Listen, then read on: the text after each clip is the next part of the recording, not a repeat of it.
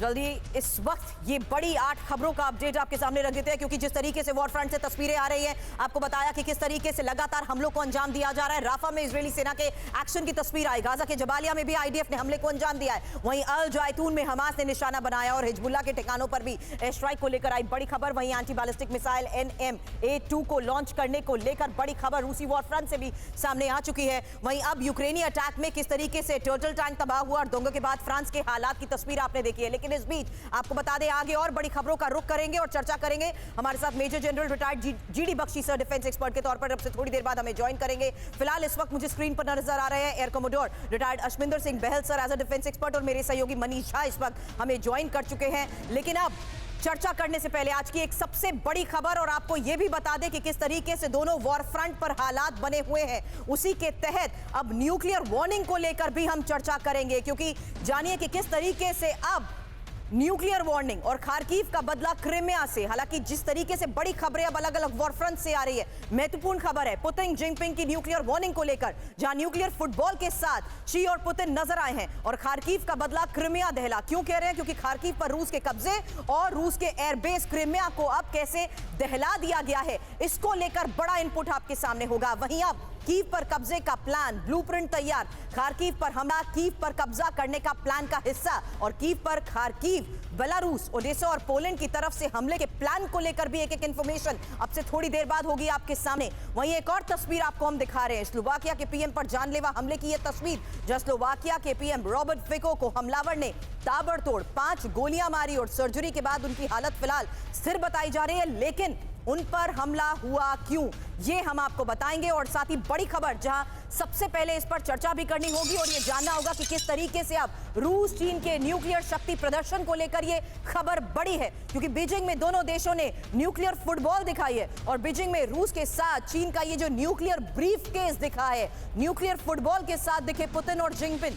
आपको बता दें, न्यूक्लियर फुटबॉल में न्यूक्लियर अटैक का कोड होता है। अब ये बड़ी खबर सामने आई है, जहां जानिए कि किस तरीके से अब न्यूक्लियर फुटबॉल और न्यूक्लियर शक्ति के तहत यह तस्वीर बहुत बड़ी है। हालांकि क्रिमिया पर हमला करके खार्किव के बदले को लेकर एक खबर, जहां आपको बता दें 24 घंटे के अंदर सेवास्तोपोल एयरबेस पर डबल अटैक हो चुका है। ATACMS और ब्रिटिश स्टॉर्म शैडो से यूक्रेन के हमले को लेकर खबर बड़ी है। यूक्रेनी हमले में S-400 और MiG-31 भी हो चुका है तबाह।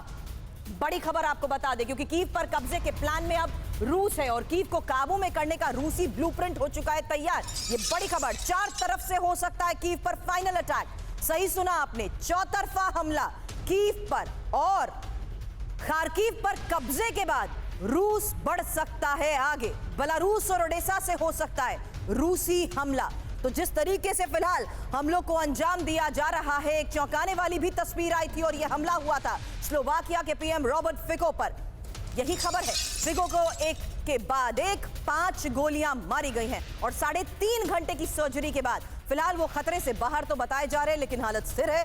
पीएम फिको पर सरकारी मीटिंग से निकलते वक्त हमले को जिस तरीके से अंजाम दिया गया, उसकी तस्वीर आप देख चुके हैं। हमले के बाद भीड़ और पुलिस ने आरोपी को उसी वक्त पकड़ भी लिया था।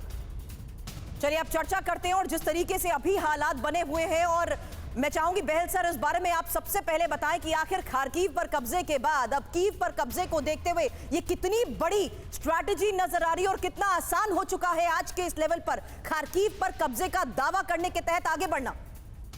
बिल्कुल सही कह रहे हैं सुरभि जी, आपने बहुत अच्छा एनालिसिस किया है।